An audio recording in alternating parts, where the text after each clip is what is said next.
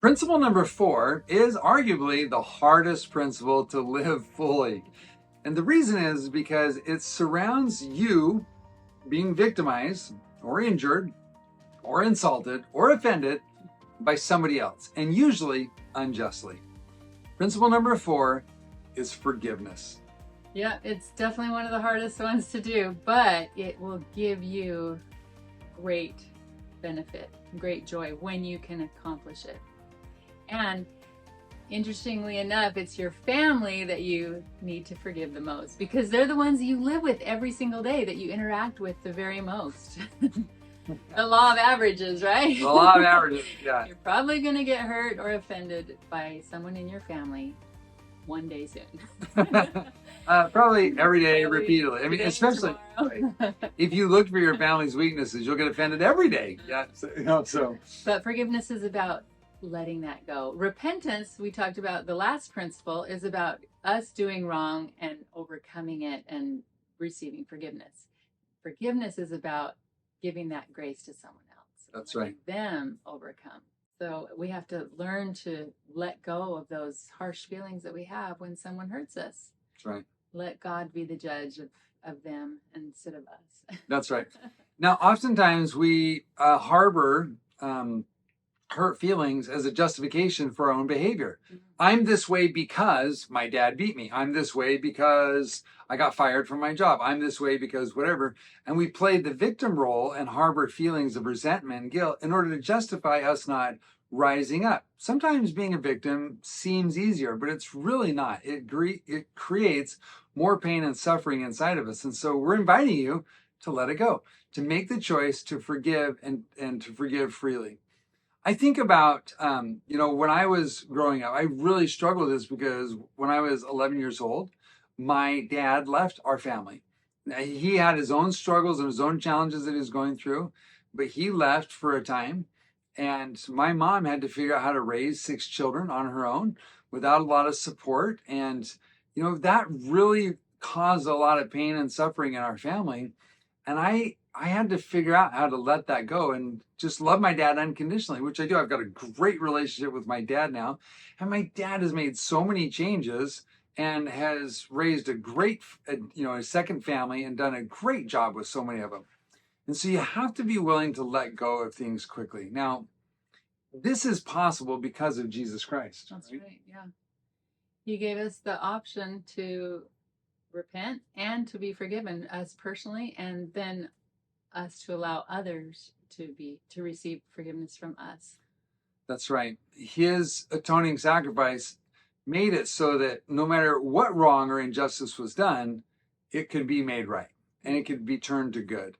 And the history of humankind is replete with story after story of people who have gone through the worst atrocities that you could possibly imagine and have yet forgiven. I'm reminded of the story of Corrie ten Boom, the Dutch gal, who was thrown into a concentration camp and her family was tortured and murdered. And she later met one of the guards that had participated in all of these things. And he asked her to forgive him, and she did. And we could tell thousands and thousands of stories there. So you have the ability, it's inside of you to make this decision. So how do we do that?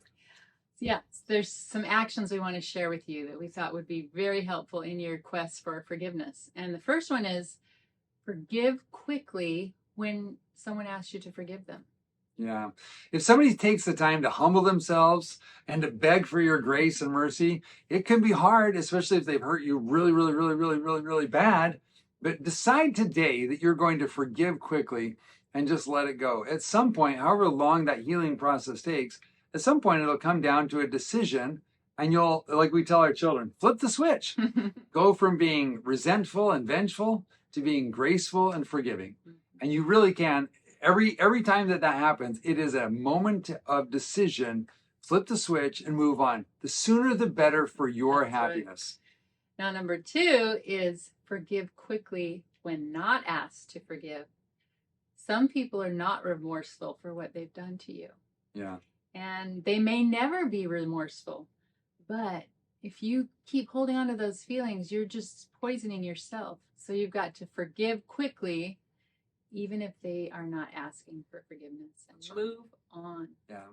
And moving on, really the process there is point number 3, action item number 3, and that is refocusing your mind to dwell on the positive, light and truth and goodness.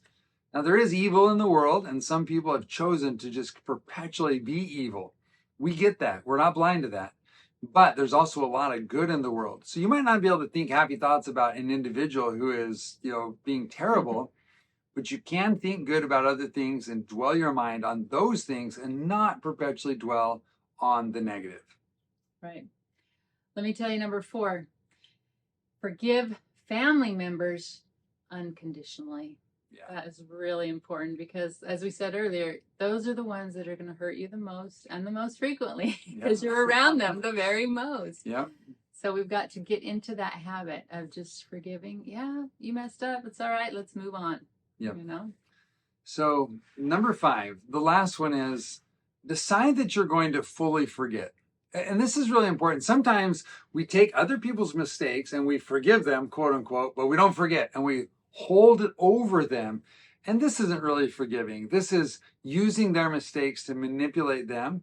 And this will cause you internal pain and lack of joy and peace in your life. It's just not right. So we just have to forget and let it go and carry on with our life.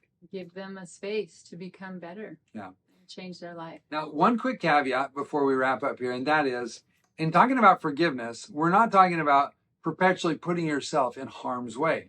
That's right. You need to make sure that you're protecting yourself and you're putting yourself in safe environments. You can forgive fully, unconditionally, and create appropriate boundaries that will keep you safe from people that might have intent to do you harm. So keep yourself safe even as you forgive. Now, what are the blessings of repenting, of forgiving? Yes. When you forgive, you're releasing all of those negative feelings and allowing yourself to feel a full myriad of joyful, happy feelings. Yeah. To a more full extent. And this impacts every aspect of your life because think of all that energy that goes into harboring these negative feelings now gets released and gives you greater creativity, greater productivity, greater peace of mind, greater ability for relationships and love in every category of your life. It's really ennobling. The other blessing that comes from this is you being in control. You stop being the victim. You stop allowing other people to control your life and to manipulate your feelings because of what they're doing in their actions. You can't control their actions or their choices, but you can control yours. And in doing so, in forgiving fully, you're giving yourself the gift of joy and peace of mind and greater creativity and just better health overall, mentally, emotionally, and spiritually. So our invitation to you is to forgive freely, often, and unconditionally. When you do, you'll find that you have greater happiness, especially in your family life. Thanks for listening. We're excited to go on this journey with you. Talk to you soon. Bye. Bye now.